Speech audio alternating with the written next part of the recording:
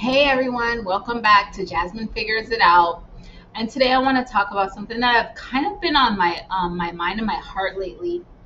And I've really been thinking about and processing this and thinking about why this could be happening. I'm so sorry. My tongue is blue. I just ate an airhead. It is what it is. We rolling. And so lately there's been a few disturbing stories that I've been seeing online in the social online space that have really been hurting my heart as far as the tragedy, just the tragedy associated with it. Um, One of the stories, and I did not do like a deep dive in it and get all the details, so I'm not here to like talk about like what happened or the details. I'm just talking about the response to the story is the black woman who was killed um, in front of her kids, um, knocking on someone's door, the white woman's door, who shot her dead in front of her kids after she called her racial slurs, and um, and that's been obviously affecting me because I'm a black woman with kids myself. And as a mother, I would want to protect my children from things, negative experiences like being called racial slurs or having their property broken by someone who's doing it out of hatred. Again, I don't know how everything evolved and all the facts, but this is just what I read. And when I'm looking at the story, I see that people have a tendency, in several instances I've seen, people have a tendency to start finding fault in the person who is the victim to the tragic situation. Even if, like, let's say everybody is an equal player in it, let's just say that's what's going on. The person who died, that's the person that is targeted to figure to for people to say this is what they did wrong, or they shouldn't have done that, or she shouldn't have been there. Every in this specific story's case, every in this climate, and you live in Florida, you should have known not to knock on her door. I saw that comment, and I'm like, wow, like this is very disturbing. And I get like people responding saying, why are you blaming the victim? It shouldn't be that way, and getting frustrated with the people who are responding in a way of like finding the blame in the person who is the victim of the tragedy.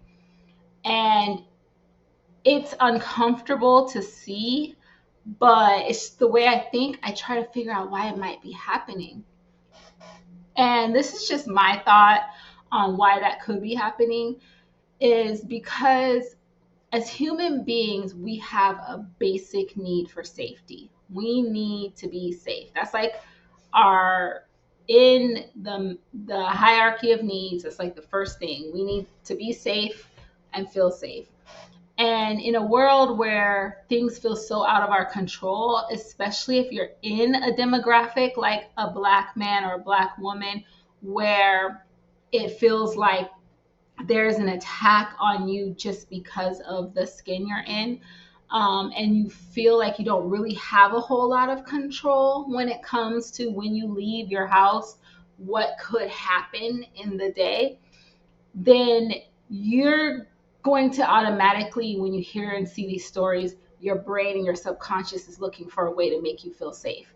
Because just seeing the story itself triggers this feeling of uns- in, of not being safe. I know that's what happens for me. I'm just going to speak for myself. When I see stuff like that, I'm like triggered, like this is not a safe place. I don't feel safe. And so what I think is happening is that people look for blame or look for where the victim went wrong because it gives them a false sense of security, a false sense of safety, to identify missteps in the person who was the victim of the crime or the incident that happened. if if I can identify their missteps, then that means I have control over not making that same misstep, or I feel a sense of control because I feel like I know better to make that misstep, so that wouldn't happen to me because I wouldn't do that. So it gives you like, it's an immediate like balance. Like you see the story, your sense of safety goes like this, your mind goes like, the victim was in the victim did something wrong that causes harm on them. Now I can feel equal and safe again. That's what I think is happening, and I think that's why people put those type of comments. I do believe that people should probably practice some self-control and think of the victim and the victim's families, because that's awful. You know, you're seeing a story and somebody's grieving this person and knows them, and you're blaming them for what happened to them. And realistically, I don't think that there's anything you can do to prevent some of these things. Like some of the stuff that we see is there is, you can't find where the victim went wrong. And to say that knocking on a door deserves the response of being shot and killed is just kind of insane to me. But I'm also trying to see where people get to this place. And I'm not lost on the fact that there is a lot of just pure ignorance online, but I also am trying to like hold space in my heart for grace for people who may be grieving online like me. Every time I get online, I feel like I have to grieve another death, someone or multiple people I don't know. And I'm doing this with a bunch of strangers, and we're all in different stages of our own healing from whatever traumas we've been through. And we're all in different stages of our own growth. And sometimes we just see really disturbing comments.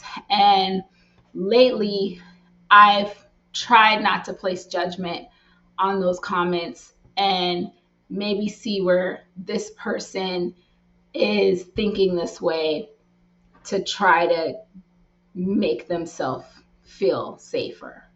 And obviously, like most of us understand that when we see bad behavior, it's something going on with that person internally.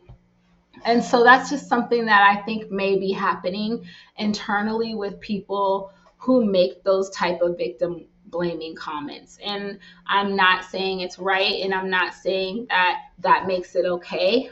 I'm just reflecting on what I see and offering a possible perspective of why it's happening.